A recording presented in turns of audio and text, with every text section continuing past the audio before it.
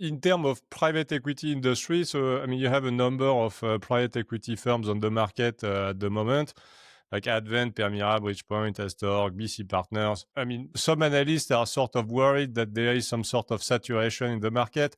In parallel, you have those other firms that are trying to tap into retail money, plus new platform, or well, not so new, like Moonfare, that is opening up the private equity space to let's say more normal people, or retail investors. Smaller What do ticket. you think is happening? Do you think it's the next stage of the private equity industry, or do you think it's really like, more professional investors are, reach some sort of fed up moment, and now the operators are trying to find other sources of money? And what's your I take on think this? Is it a good sign, or is it more of a bad sign? it depends where you sit.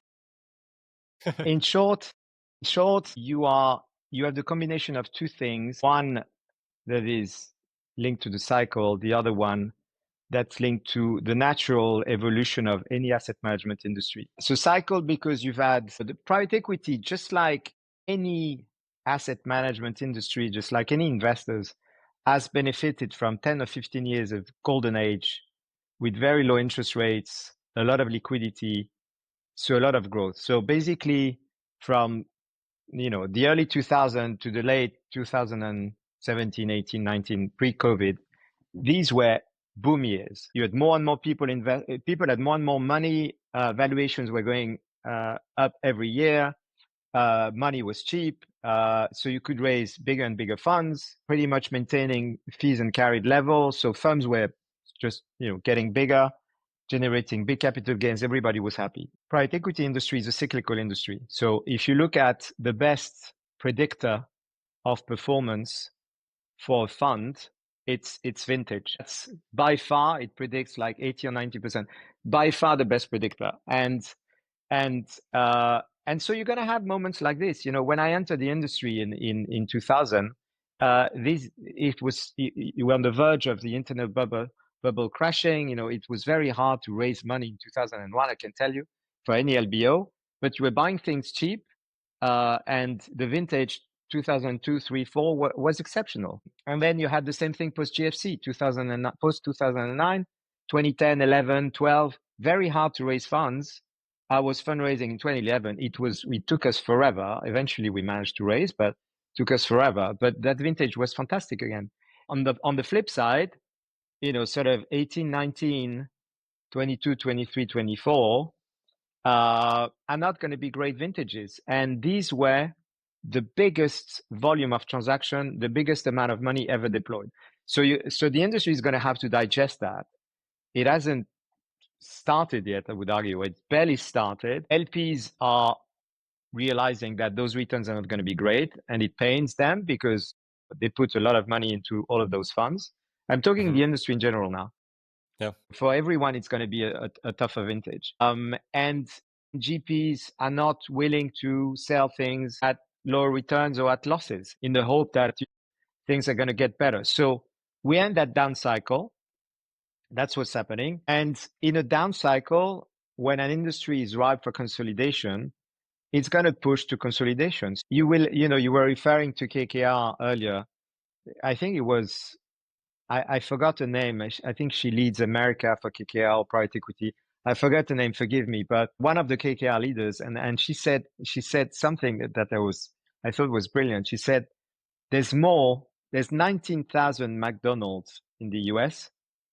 No, Yeah. sorry, So there's 14,000 McDonald's in the US, then 19,000 private equity firms. How is that even possible? And okay, you may say, what does it have to do? But it's just to say that it's just so high. It's a crazy number when you think about it. 19,000 is a crazy number. Europe has less, but still has thousands of GPs.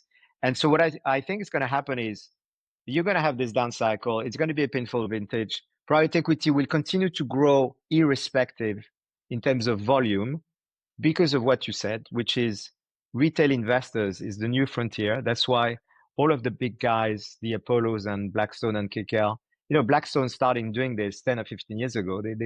they're usually early on those trends.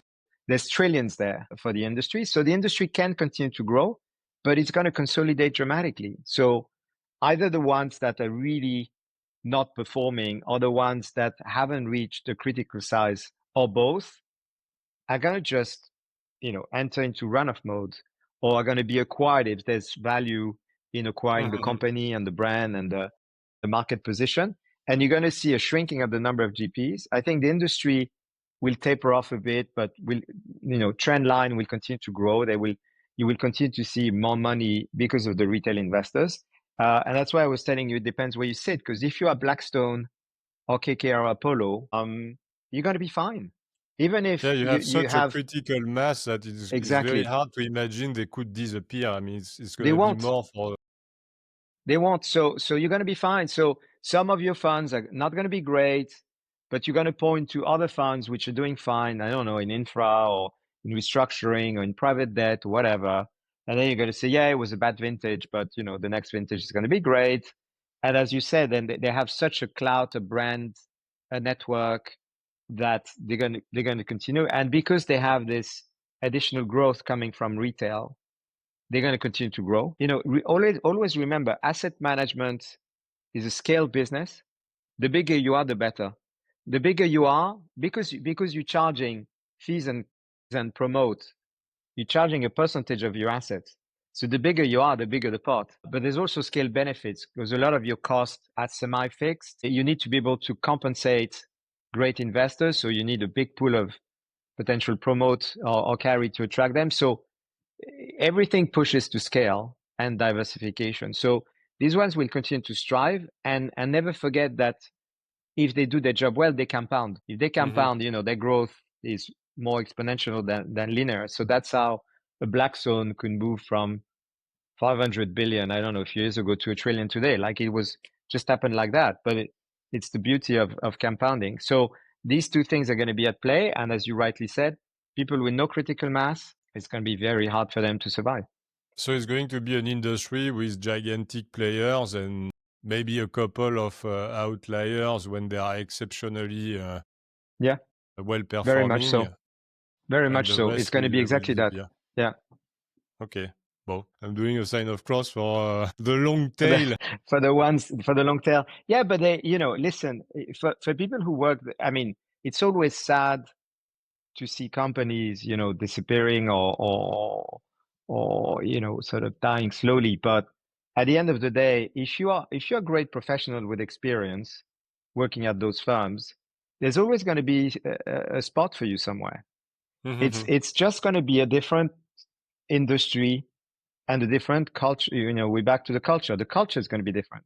So sometimes people are like, people are saying, oh, private equity 10, 15, 20 years ago was so entrepreneurial. And yes, it was. And I was lucky enough to, to be there for those years. And it was super exciting.